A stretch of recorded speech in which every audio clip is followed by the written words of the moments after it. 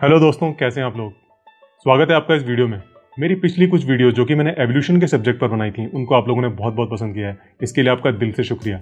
मेरी उन्हीं वीडियोस पर मुझे आप लोगों का बहुत सारा एप्रिसिएशन तो मिला ही है, बट साथ ही कुछ लोगों ने कुछ सवाल भी पूछे हैं।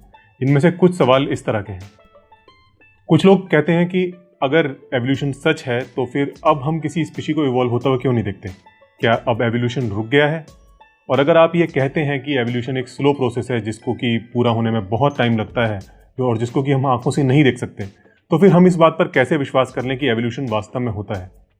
इसी तरह के सवाल कुछ रिलीजियस प्रीचर्स भी एवोल्यूशन पर उठाकर एवोल्यूशन को खारिज करने की कोशिश करते हैं, जैसे कि ये हजरात। आपने ये कहा कि चूंकि हमारी उम्र इतनी नहीं है, हम जल्दी मर जाते हैं, तो हम किसी इंसान को किसी दूसरी चीज में एवोल्यूशन के प्रोसेस के थ्रू जाते हुए नहीं देखते। यही मेरा जवाब है कि क्या आपने हम लोगों को बंदर देखा था कि हम बंदर थे, उसके बाद अचानक इंसान हो गए? आपने खुद देखा?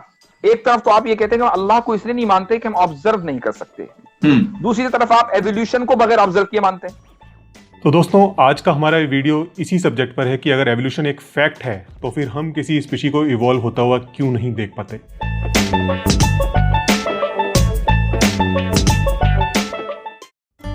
दोस्तों, सबसे पहले तो हमें यह समझने की जरूरत है कि किसी भी घटना के बारे में जानकारी प्राप्त करने के लिए उसका आंखों के सामने घटित होना कोई आवश्यक शर्त नहीं है। ऐसे बहुत से तरीके हैं जिनसे हम ये पता लगा सकते हैं कि कोई घटना किस समय पर, किस स्थान पर, किस तरह से घटी थी। फॉर एन एग्जाम्पल, एक क्राइम सीन को इमेजिन कीजिए। कोई अपराध है जो घट चुका है वहाँ पर, और उसके बाद सीआईडी की टीम जाँच के लिए पहुँचती है। सीआईडी की टीम वहाँ से सबूतों को इकट्ठा करती है, केस को इन्वेस्टिगेट करती है, सबूतों की जांच करती है और उन सबूतों के आधार पर कुछ समय बाद उस घटना का खुलासा कर देती है। ठीक इसी तरह ही विज्ञान भी धरती और ब्रह्मांड के अतीत में घटी हुई घटनाओं को समझने के लिए एक जासूस की तरह ही सबूतों की जांच करता है और उनके आधार पर खुलासे करता है। फॉर एन एग्जाम्पल, डायनासोर्स को लीजिए। जब वैज्ञानिक कहते हैं कि डायनासोर जैसा इस तरह का जीव धरती पर इतने समय पहले पाया जाता था, तो वो ऐसा कुछ सबूतों के आधार पर कहते हैं, और वो सबूत हैं फॉसिल्स। फॉसिल्स एक्चुअल में किसी जीव के वो अवशेष हैं जो कि हजारों लाखों साल पहले इस धरती पर मौजूद था। इन फॉसिल्स का अध्ययन करके हम उस जीव के बारे में बहुत सारी जानकारी प्राप्त कर सकते हैं, जैसे कि उस जीव का आकार प्रकार कैसा था, वो कैसे चलता था, वो खाता क्या था। जैसे फॉसिल्स के दांतों का अध्ययन करके हम ये पता लगा सकते हैं कि वो शाकाहारी था या मांसाहारी। इसी तरह फॉसिल्स की रेडियो डेटिंग करके हम ये पता लगा सकते हैं कि वो जीव धरती के किस काल में इस जमीन पर मौजूद था।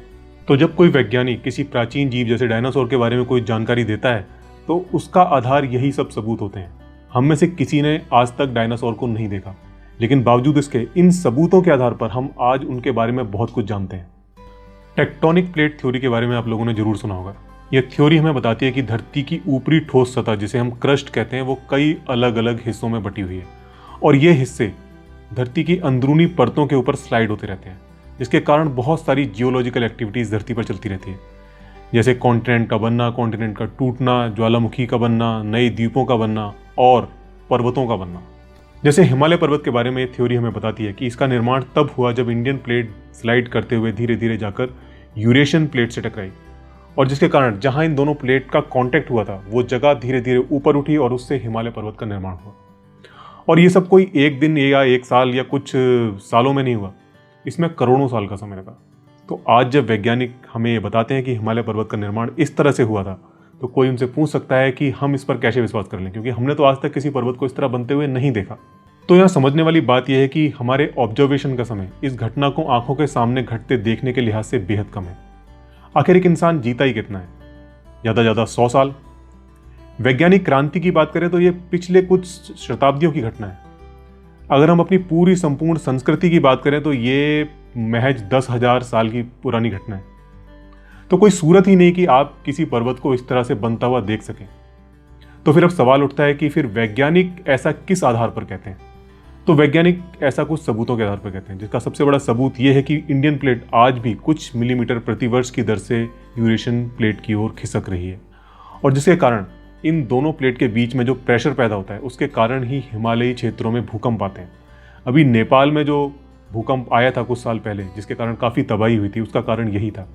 और अभी भी वैज्ञानिक इस हिमालयी क्षेत्र में एक बड़े भूकंप की आशंका जता रहे हैं, और जिसका कारण यही है ये प्रेशर, क्योंकि जो प्रेशर जो बिल्टअप हुआ है अभी इन प्लेटों के बीच में वो अभी पूरी तरह से रिलीज नहीं हुआ है।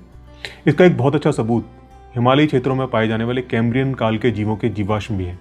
ये सभी जीवाश्म समुद्री जीवों के हैं, जिनसे ये पता चलता है कि ये ज़मीन जो थी वो किसी समय पर सी फ्लोर थी और प्रेशर के कारण ये ऊपर उठी और वहाँ पर पर्वत का निर्माण हुआ, वरना इतनी ऊंचाई पर इन जीवाश्मों के पाए जाने का कोई और कारण नहीं है। इसके साथ ही हिमालय रीजन में पाई जाने वाली साल्ट वाटर लेक भी इसका एक बेहतरीन सबूत है। तो इन सभी सबूतों के आधार पर ही हमें ये पता चलता है कि हिमालय का निर्माण किस तरह से हुआ था। बावजूद इसके कि हमने हिमालय को बनते हुए अपनी आंखों से नहीं देखा, लेकिन इन सबूतों के आधार पर हम ये जान सकते हैं कि इसका निर्माण किस तरह से हुआ था। ठीक इसी तरह ही किसी न्यू स्पीसी का इवॉल्व होना भी एक बेहद धीमी प्रक्रिया है, जो कि हजारों लाखों साल में जाकर कंप्लीट होती है और जिसको होते हुए अपनी आंखों के सामने नहीं देखा जा सकता, क्योंकि इस घटना को अपनी आंखों के सामने देखने के लिहाज से हमारा ऑब्जर्वेशन पीरियड बहुत कम है।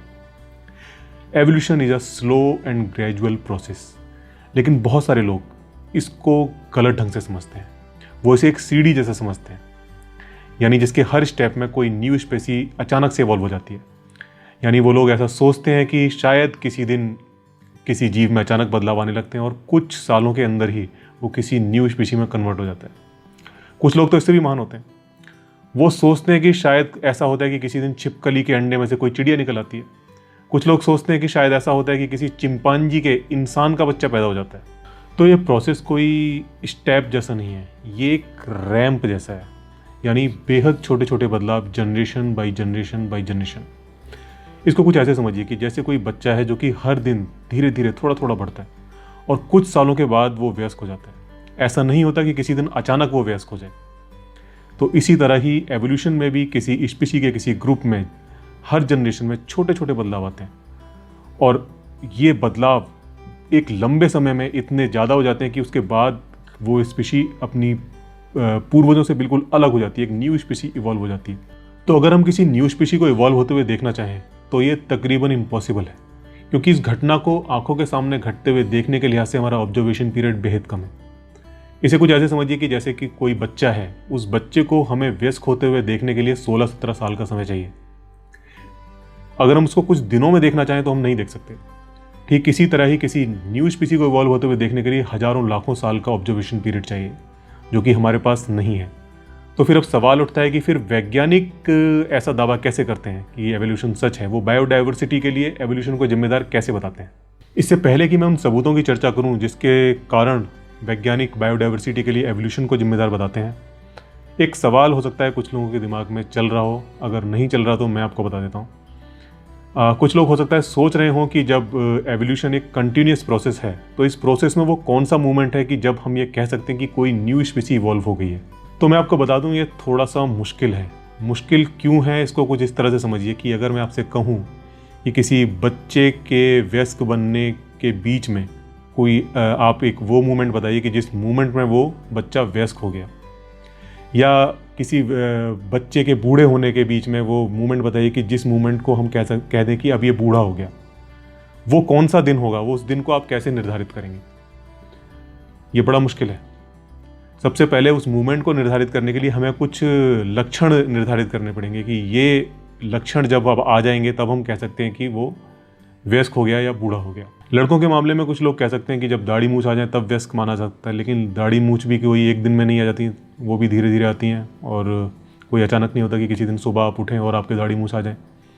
कुछ लोग कह सकते हैं कि मेंस्ट्रुएशन साइकिल जब शुरू हो जाए लड़कियों के तो लड़कियों को वयस्क माना जा सकता है, लेकिन मेंस्ट्रुएशन साइकिल भी जो है ऐसा नहीं होता कि किसी एक ही एज में शुरू हो जाए। कुछ लड़कियों का जल्दी शुरू हो जाता है, कुछ लड़कियों का देर से शुरू होता है। कुछ लोग हाइट को आधार बना सकते हैं कि भाई हाइट जब मैक्सिमम अचीव कर ले कोई इंसान तब उसको वयस्क मान सकते हैं। कुछ लोग बौद्धिक समझदारी को कह सकते हैं, भाई जब समझदारी आ जाए तब उसको वयस्क मान सकते हैं। तो इस तरह बहुत सारे ऐसे पॉइंट हैं और इन पर काफ़ी विवाद हो सकता है कि कब किस इंसान को वयस्क माना जाए।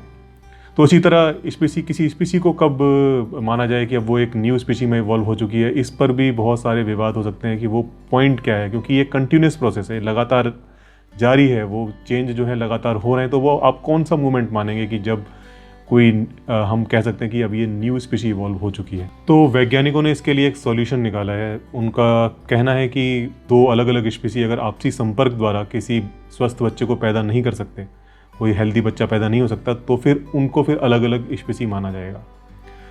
तो फिर इसको ऐसे समझिए कि जैसे मान लीजिए कि कोई स्पीशी है, उसको हम एक्स नाम दे देते हैं। उस स्पीशी से दो ग्रुप अलग अलग हुए, ए और बी दो ग्रुप अलग हुए, और वो दोनों ग्रुप अलग अलग एनवायरमेंटल कंडीशंस में चले गए, उनके बीच का आपसी संपर्क खत्म हो गया। अब वो अलग अलग इवॉल्व हो रहे हैं, तो अलग अलग एनवायरमेंटल कंडीशंस के कारण और उनके बीच में कोई जीन्स की स्वैपिंग नहीं हो रही क्योंकि आपसी संपर्क नहीं है, तो फिर वो दोनों अलग अलग तरह से उनका जीन इवॉल्व होगा। और जब एक लंबा समय गुजर जाएगा तो एक मोमेंट ऐसा आएगा कि जब कि अगर वो फिर आमने सामने भी आ जाते हैं तो अव्वल तो वो आपसी संपर्क के इच्छुक ही नहीं होंगे, और अगर उनका आपसी संपर्क होता भी है या कराया भी जाता है तो भी फिर जो है उनका जेनेटिक डिफरेंस इतना ज़्यादा बढ़ जाएगा कि उसकी मादा एक हेल्दी बच्चे को जन्म नहीं दे सकती, या फिर कई कंडीशन में ऐसा भी होता है कि भ्रूण जो है वो निषेचित ही, जो एग है वो निषेचित ही नहीं होता है। तो इस स्थिति में हम कह सकते हैं कि अब वो दोनों एक अलग अलग स्पीशी हैं। तो आइए अब उन सबूतों की बात कर लेते हैं जिनके आधार पर वैज्ञानिक स्पीशीज़ के इवॉल्व होने का दावा करते हैं।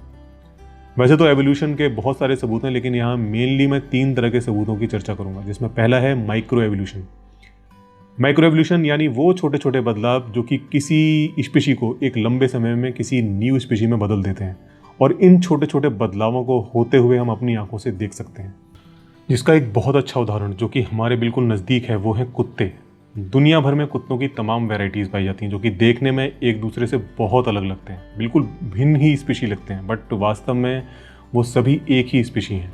जेनेटिक मैपिंग से हमें पता चलता है कि भेड़ियों से कुत्तों की वंशवेल आज से लगभग 50,000 साल पहले अलग हुई थी।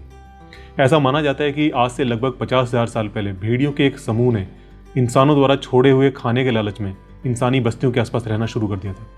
धीरे धीरे इनके वंशज मानव के साथ घुल मिल गए, और फिर शिकार में उपयोगी होने के कारण धीरे धीरे इनके वंशज सभी दुनिया के सभी मानव समूह में पहुंच गए, और फिर अलग अलग जगहों की अलग अलग एनवायरमेंटल कंडीशन और मानव द्वारा अच्छी नस्लों के लिए की गई सिलेक्टिव ब्रीडिंग के कारण इनको इतने अलग अलग रंग, रूपों और आकारों में ढाल दिया। कुत्तों की कुछ नस्लें तो पिछले कुछ 100 वर्षों के दौरान ही विकसित की गई हैं।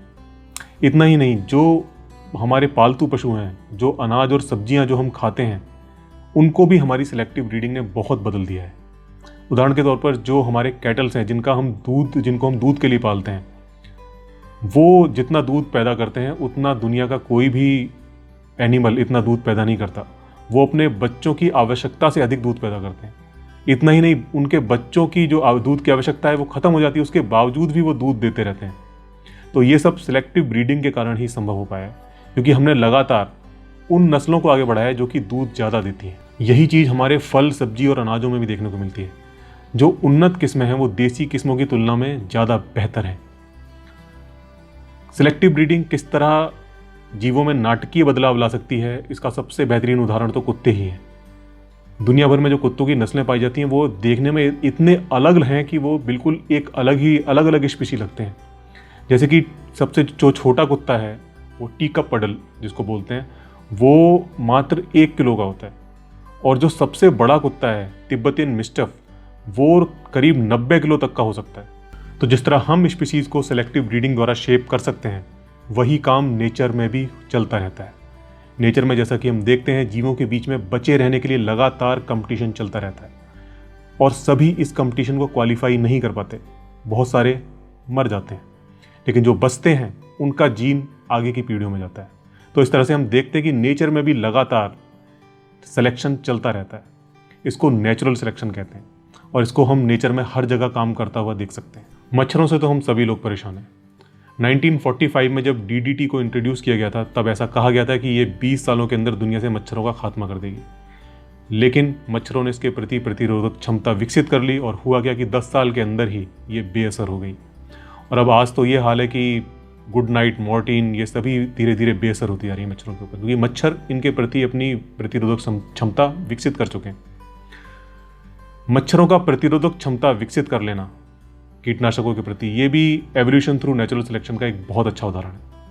होता क्या है कि जब हम कोई कीटनाशक किसी मच्छरों पर प्रयोग करते हैं, तो उनमें से कुछ मच्छर ऐसे होते हैं कि जिनकी इम्यूनिटी पावर दूसरों के मुकाबले बेहतर होती है, और उनमें से जब कोई मच्छर किसी तरह बचने में कामयाब हो जाता है, तो वो जब अपने बच्चों को जन्म देता है तो उनके बच्चों में भी वही इम्यूनिटी पावर आती है, और इस तरह जनरेशन बाय जनरेशन लगातार ऐसे मच्छर जो बच जाते हैं इम्यूनिटी पावर के कारण, वो और ज़्यादा इम्यूनिटी पावर वाले बच्चों को जन्म देते हैं। और इसके कारण एक समय ऐसा आता है कि जब बहुत सारे मच्छर ऐसे होते हैं कि जिनकी इम्यूनिटी पावर अच्छी होती है और उस समय पर जो कीटनाशक है वो मच्छरों पर बेअसर हो जाता है। तो इसी तरह ही लगातार एंटीबायोटिक्स भी जो है बैक्टीरियाज पर इनफेक्टिव होती जा रही हैं, क्योंकि बैक्टीरिया जो है वो भी लगातार अपनी इम्यूनिटी पावर को स्ट्रॉन्ग करते जा रहे हैं और इसके कारण डॉक्टरों को लगातार नए और इफेक्टिव एंटीबायोटिक्स खोजने पड़ रहे हैं।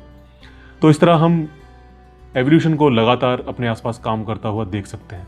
एवोल्यूशन का जो दूसरा सबूत हमें मिलता है वो मिलता है फॉसिल से। फॉसिल्स, जैसा कि मैंने आपको पहले भी बताया था, कि वो प्राचीन जीवों का अवशेष हैं जो कि किसी समय इस धरती पर मौजूद थे। तो वैज्ञानिकों को जब भी कोई फॉसिल मिलता है तो सबसे पहले वो ये पता लगाने की कोशिश करते हैं कि ये फॉसिल किस काल का है, और इसके लिए वो अलग अलग तरह के मेथड्स का यूज़ करते हैं, जिनमें सबसे ज़्यादा जिस मेथड का इस्तेमाल होता है वो है रेडियो डेटिंग। रेडियो डेटिंग एक ऐसा मेथड है जिसके द्वारा हम बहुत पुराने, मतलब करोड़ों अरबों साल पुराने अवशेषों की आयु का भी पता लगा सकते हैं। तो इस तरह अगर फॉसिल्स को हम पुराने से लेकर नए के क्रम में सजाएं तो हमें जीवों के विकास का एक क्रम मिलता है, जिसमें सबसे शुरू में जो सबसे प्राचीन अवशेष हमें मिलते हैं वो बैक्टीरिया के मिलते हैं, बैक्टीरिया जैसे जीवों के मिलते हैं। उसके बाद फिर यूकैरियोटिक सिंगल सेल ऑर्गेनिज्म मिलते हैं। उसके बाद फिर हम आगे चलते हैं तो फिर मल्टी सेल्यूलर लाइफ मिलनी शुरू हो जाती है। फिर तरह तरह के समुद्री जीव मिलते हैं, पेड़ पौधे मिलते हैं। उसके बाद फिर पहला थलचर मिलता है। उसके बाद फिर डायनासोर्स मिलते हैं। डायनासोर्स के बाद फिर मैमल्स मिलते हैं। तो इस तरह से हमें पता चलता है कि धरती पर जो जीवन का विकास है वो एक सरल रूप से शुरू होकर फिर धीरे धीरे बायोडाइवर्सिटी आगे विकसित होती चली गई। दूसरा, हमें इन फॉसिल्स में बहुत सारे वर्तमान में मौजूद जीवों के ट्रांजिशनल फॉसिल्स भी मिलते हैं, जिनसे हमें पता चलता है कि वर्तमान में मौजूद ये जीव विकास की किन स्टेजेस से गुजरकर अपने वर्तमान स्वरूप तक पहुंचे हैं। एवोल्यूशन का तीसरा बड़ा सबूत जो हमें मिलता है वो मिलता है डीएनए से। डीएनए किसी जीव का ब्लूप्रिंट जैसा होता है। डीएनए में मौजूद इंफॉर्मेशन ही ये तय करती है कि कोई जीव किस तरह का होगा। धरती पर मौजूद सभी जीवों का डीएनए एक ही भाषा बोलता है। यही नहीं, जब हम अलग अलग जीवों के डीएनए को मैच करते हैं तो उसमें भी हमें विकास का वही क्रम देखने को मिलता है जो कि हमें फॉसिल्स में और वर्तमान जीवों में देखने को मिलता है, जिससे हमें पता चलता है कि धरती पर मौजूद सारा जीवन आपस में संबंधित है और उसका ओरिजिन एक ही है। इससे कॉमन एंसेस्ट्री यानी धरती पर मौजूद सभी जीवन किसी एक प्राचीन जीव प्रारूप से ही विकसित हुआ है, इसको बल मिलता है। डीएनए से ही हमें कॉमन एंसेस्ट्री का एक ऐसा सबूत मिलता है जो कि एवोल्यूशन को एक अनडिनाइबल ट्रुथ की तरह स्थापित कर देता है। इस सबूत को समझने के लिए आपको वायरस के बारे में पहले थोड़ा सा समझना जरूरी है। वायरस जेनेटिक मटेरियल का एक वाहक होता है, जिसका जेनेटिक मटेरियल एक प्रोटीन के खोल में बंद रहता है। जब वायरस किसी होस्ट सेल के संपर्क में आता है तो ये अपना जेनेटिक मटेरियल उस सेल के अंदर पेनिट्रेट कर देता है। जेनेटिक मटेरियल जब उस सेल के अंदर पहुंचता है तो ये वहाँ के सिस्टम को हैक कर लेता है और उस सिस्टम को अपनी कॉपीज तैयार करने के काम पे लगा देता है। वायरस कई तरह के होते हैं, जिनमें से एक प्रकार है रेट्रोवायरस। रेट्रोवायरस की खासियत होती है कि ये अपने जेनेटिक मटेरियल को सेल के डीएनए से अटैच कर लेता है और फिर वहाँ से अपनी कॉपीज तैयार करता रहता है। शरीर की किसी कोशिका पर जब किसी रेट्रोवायरस का हमला होता है तो शरीर का प्रतिरक्षा तंत्र उस इन्फेक्टेड कोशिका को मारकर वायरस से शरीर की रक्षा करता है। लेकिन कुछ रेयर केसेस में ऐसा होता है कि जबकि वो रेट्रोवायरस शरीर की किसी प्रजनन कोशिका को इन्फेक्ट कर देता है, यानी शुक्राणु या अंडाणुओं में से किसी को इन्फेक्ट कर देता है। ऐसे में यदि वो निषेचित होकर कोई भ्रूण बनाते हैं तो फिर वो वायरस जीनोम उस जीव के डीएनए का एक हिस्सा बन जाता है और उसकी भावी पीढ़ियों के डीएनए में भी वो रेट्रोवायरस उस एग्जैक्ट जीन लोकेशन पर मौजूद रहता है। यानी अगर मेरे जन्म के समय प्रजनन कोशिका को कोई रेट्रोवायरस इन्फेक्ट कर देता है तो फिर वो वायरस जीनोम मेरे डीएनए का हिस्सा बन जाएगा और मेरी भावी पीढ़ियों के डीएनए में भी वो वायरस जीनोम मौजूद रहेगा। यानी मेरा वंश जहाँ तक भी चलेगा उन सभी के डीएनए में वो वायरस जीनोम एग्जैक्ट लोकेशन पर मौजूद रहेगा। हालांकि ये घटना रेयर है, लेकिन जहाँ पृथ्वी पर जीवन का इतना प्राचीन इतिहास है और हर दिन अरबों खरबों जीव जन्म लेते हैं, तो वहाँ पर इस घटना का कई बार घट जाना कोई आश्चर्य नहीं है। वास्तव में जब हम जीवों के डीएनए का अध्ययन करते हैं तो हमें हजारों तरह के वायरस जीनोम उसमें देखने को मिलते हैं, जो कि धरती के इतिहास के समय किसी समय डीएनए का हिस्सा बने थे। तो अगर कॉमन एंसेस्ट्री सही है, यानी सभी जीवन आपस में संबंधित है, तो हमें हर जीव वर्ग के प्राणियों में कुछ वायरस जीनोम तय जगहों पर मिलने चाहिए। तो वास्तव में जब हम जीवों के डीएनए का अध्ययन करते हैं तो हमें बहुत सारे वायरस जीनोम एकदम एग्जैक्ट जगहों पर मिलते हैं। उदाहरण के तौर पर अगर हम मैमल्स यानी स्तनपायी जीवों की बात करें तो सभी स्तनपायी जीवों का कॉमन पूर्वज, जो कि एक चूहे जैसा जानवर था, जो कि आज से 16 करोड़ साल पहले इस धरती पर मौजूद था, उसको एक रेट्रोवायरस ERV1 ने इन्फेक्ट किया। इसको हम रेड कलर दे देते हैं।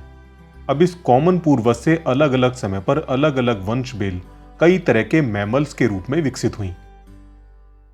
इसी की एक शाखा में चूहों के कॉमन पूर्वज को रेट्रोवायरस ERV2 ने इन्फेक्ट किया, जिसे हम ग्रीन कलर दे देते हैं। इन्हीं शाखाओं में से एक शाखा पर कपिवंश यानी ग्रेट एप्स का कॉमन पूर्वज है, जिसे एक रेट्रोवायरस ERV3 ने इन्फेक्ट किया, जिसे हम येलो कलर दे देते हैं। ग्रेट एप्स की ही एक शाखा से इंसानों का वंश शुरू होता है। इंसानी प्रजातियों में जो सबसे कॉमन पूर्वज है, उसे एक रेट्रोवायरस ERV4 ने इन्फेक्ट किया, इसे हम ब्लू कलर दे देते हैं। प्राचीन समय में इंसानों के ही एक समूह में किसी पूर्वज को रेट्रोवायरस ERV5 ने इन्फेक्ट किया, इसे हम पर्पल कलर दे देते हैं। तो सभी मैमल्स का कॉमन पूर्वज चूंकि एक ही है, जिसे रेट्रोवायरस ERV1 ने इन्फेक्ट किया था, तो इस लिहाज से सभी मैमल्स में, फिर चाहे वो चूहे हों, बंदर हों या इंसान, ERV1 वायरस जीनोम, जिसे हमने रेड कलर दिया था, को एग्जैक्ट लोकेशन पर मिलना चाहिए। चूहों के कॉमन पूर्वज चूंकि ERV2 वायरस ने इन्फेक्ट किया था, तो चूहों की सभी प्रजातियों में ERV1 के साथ साथ ERV2 यानी ग्रीन कलर को भी एग्जैक्ट लोकेशन पर मिलना चाहिए। कपिवंश की सभी प्रजातियों समेत सभी इंसानों में भी ERV1 के साथ साथ ERV3 यानी येलो कलर को भी एग्जैक्ट लोकेशन पर मिलना चाहिए। इंसानों की सभी प्रजातियों के DNA में ERV1, 3 के साथ साथ ERV4 ब्लू कलर को भी एग्जैक्ट लोकेशन पर मिलना चाहिए। इंसानों की ही एक पॉपुलेशन के DNA में ERV1, 3, 4 के साथ साथ ERV5 यानी पर्पल कलर को भी एग्जैक्ट लोकेशन पर मिलना चाहिए। अभी तक हमने इंसानों समेत तमाम जीवों के DNA सैंपल को सीक्वेंस किया है और उन सभी में तमाम वायरस जीनोम हमको इसी क्रम में प्राप्त होते हैं, जिससे कॉमन एंसेस्ट्री एक फैक्ट के रूप में स्थापित हो जाती है। तो दोस्तों, इस वीडियो से हमने जाना कि हम किसी स्पीशी को इवॉल्व होता हुआ क्यों नहीं देख पाते, और बिना एवोल्यूशन को आंखों से देखे वो कौन से ऐसे सबूत हैं जिनसे हम ये पता कर सकते हैं कि एवोल्यूशन एक फैक्ट है। तो इस वीडियो में इतना ही। अगली वीडियो में ऐसी ही कुछ रोचक जानकारी के साथ आपसे फिर मुलाकात होगी। तब तक के लिए good bye, take care, see you soon.